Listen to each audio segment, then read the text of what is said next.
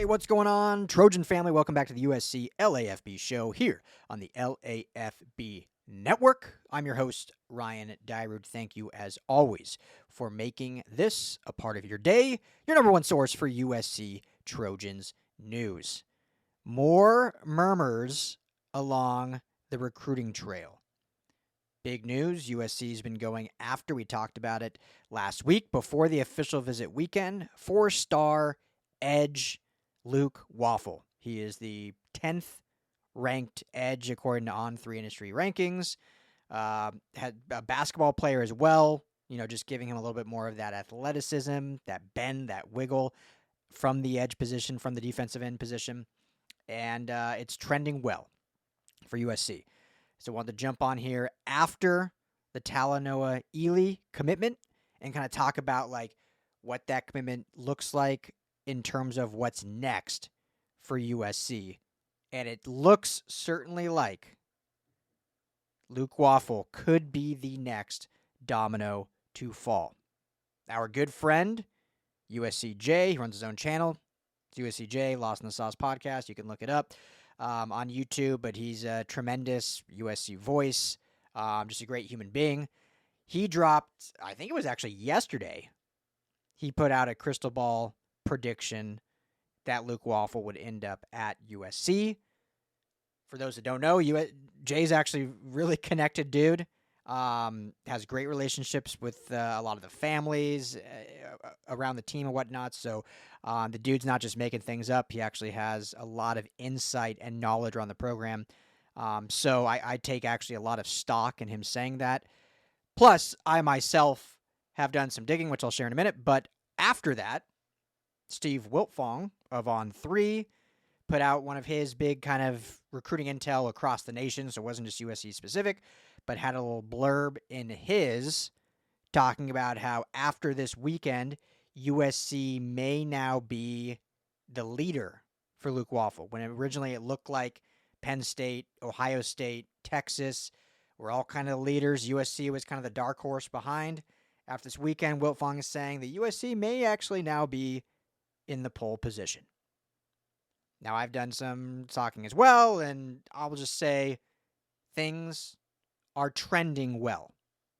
I'm not going to sit here and say for sure, but it certainly was a fantastic visit.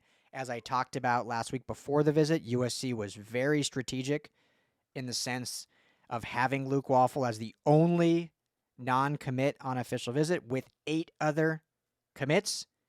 When you look at Jonas Williams, quarterback, when you look at Eason Tafa, you can go down the list, but 8 already committed guys with the 1 non-commit. I mean, you're kind of letting your commits do the work for you. Obviously, they're doing a ton, the coaches are. But all the commits, the culture that we see in this 26 class being built, now they're able to surround themselves around Wafle and say, hey, dude, you got to be a part of this. Look what we're building. This is special. Look how fun we're having. Look at SoCal. Look at all the stuff we can do together. Come out west and be a part of something special. So it was strategic in that regard. We'll see if it officially paid off. Now, as of now, he has an official visit scheduled this coming weekend for Texas.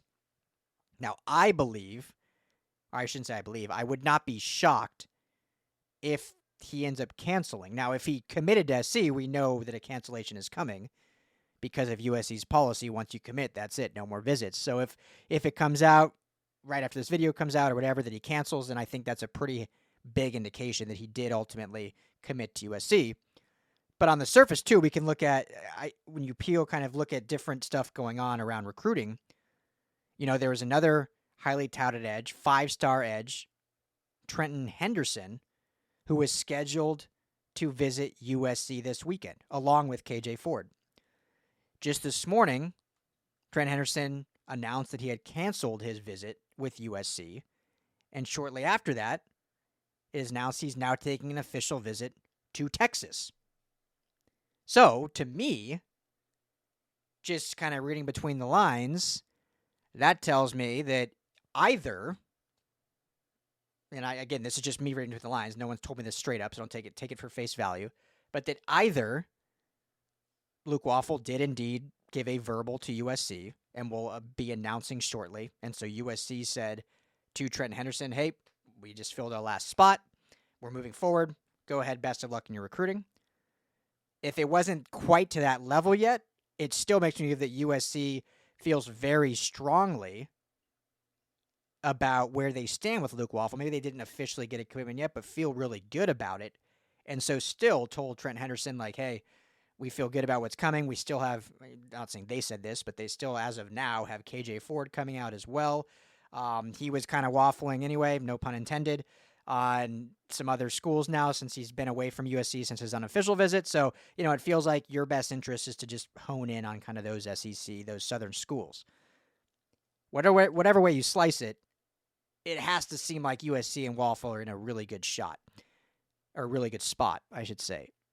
If they ultimately do not get the commitment, and let's say KJ Ford visits, they don't get the KJ Ford commitment, well, then that was maybe a big swing and a miss. Now, we don't know what came from Henderson's side, how much of this was USC's thing we're moving on, was this Henderson saying, hey, never mind. But the fact that Wafle, as of now, is scheduled to visit Texas, Henderson was scheduled to visit USC, Henderson cancels visit with USC, schedules visit same weekend for Texas. There's too many similarities there that have to make me think that things are seemingly well. But if they're not, then USC kind of goes back to the drawing board and has to really find a kind of flip candidate, because those are the kind of the last two they've really honed in on. And you have all season, right? Like, they're at 29 recruits right now. They got 6 spots to fill, essentially. Potentially another DB, potentially another interior offensive lineman. Still waiting on that receiver, whether it's Boobie Feaster or Jalen Lott. So, they still have about 6 spots to fill. If they were to strike out on this, you have all offseason to potentially get a flip candidate. And you got till December, till signing day. So there's guys that they could absolutely go and try to flip. Still, one of these 3 being one of them. Obviously, there was high interest there. So we'll see how it plays out over the next couple days. But I'll just leave it with this. I feel really strong about Wafle to USC. Obviously, our good friend USC Jay feels strong about it. Obviously, Steve Wiltfong feels strong about it. So we'll see if any other crystal balls end up dropping. I will obviously let you know if anything else I hear that I'm allowed to be reported, but just based on kind of the consensus feeling, based on how well the official visit went, and based on the other underlying factors of other recruits canceling and scheduling to the same spot, it all kind of reads like this is going to end up being a Luke Wafle USC union. We'll see if that comes to fruition. Let's hope. So I'll leave it with this. I am heading out on a cross-country camping road trip. Can't wait, on Wednesday. I'm bringing the mic. We may be hitting some recruiting news in the middle of Yellowstone National Park from a bench with a beautiful backdrop. We'll see if I can get enough service or whatnot. But if you don't hear from me for a few days, obviously if big news breaks, that's unfortunate. But just know I'm out in the middle of nowhere, road tripping with the family, out camping. But I'll try to be back on here as soon as I can, especially with this news ramping up, especially with a 3rd week of official visits this weekend, as the news will be hot and heavy and fast moving with USC recruiting. So thank you, as always, for hanging out with me. I'm Ryan Dyrud. This is the USC LAFB show. As always, fight on.